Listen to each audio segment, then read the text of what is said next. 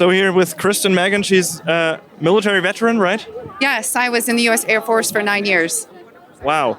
And you came out and blew the whistle on geoengineering, things that you witnessed were going on. Can you give us the real nutshell? Absolutely. Basically, I had heard of what many people know as the term chemtrails. And I worked in a job called bioenvironmental engineering, and I thought that was insane. And why would we do something like that? Modify the weather by using hazardous materials in our atmosphere. So, and actually the process of trying to debunk it or disprove it, I realized it was actually coming right out of my office, as I was one of the people that was approving the chemicals. And it really shook the core of my oath. And I did a lot of sampling, did a lot of investigation, and I blew the whistle and I got out. And I've now used my credentials, my oath, and my powers for good to help people understand it's very real. It's now openly admitted. There are multiple forms of weather modification. I specifically found the one of stratospheric aerosol injection. And collectively around the globe, we have to understand that it is now being admitted because they're saying it's combating climate change. Well, the climate change we need to be worried about is man-made climate engineering, also known as geoengineering. And when you say you had chemicals being pumped into the air, what kind of chemicals are they putting out that rain down on humanity, basically? Nanoparticulate metals, like you had different sulfates and barium and strontium.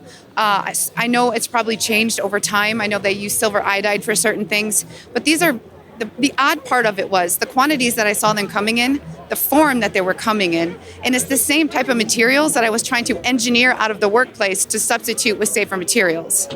And when you notice that what's called the safety data sheet, the information about a chemical of what personal protective equipment to wear, how do you dispose of it, how do you pack it to ship it. When key information is missing, I ask questions, and my questions led to demonization, and I knew I found something I shouldn't have. That's insane. So these metals are basically toxic for the humans, I would presume, or? Yes, because it also has aluminum, and a lot of people will tell you, well, these things aren't horrible in small quantities.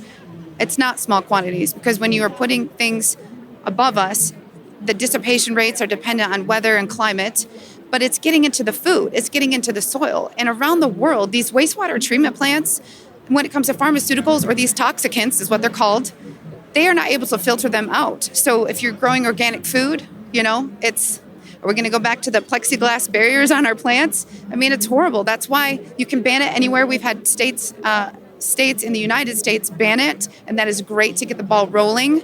But people really need to wake up to it, irrespective of any political party. It's not okay. And you're seeing a huge increase in neurodegenerative issues like Alzheimer's. It's really difficult for people with respiratory issues and asthma. And people are wondering why they have allergies 24/7, 365. And I liked what you said about that climate change, or the change we experience in weather. Often we can't disconnect that from these geoengineering activities. Do you want to say something more about that? I mean, how do we feel that? Is there proof or so that is definitely coming from that? Yes, there are places that openly admitted it. Remember Dubai? And then when people got upset, they retracted it, but the can was already opened.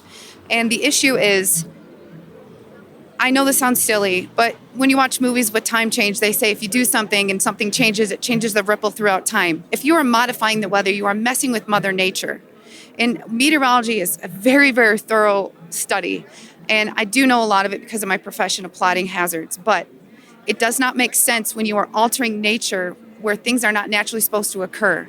We had massive flooding in California, and we have a system called HARP that is in the United States. And the same people who demonized me 5-10 years ago are now going, wow, because they're finding it's openly admitted in all of our U.S. documents. The U.S. is absolutely not the only country doing it.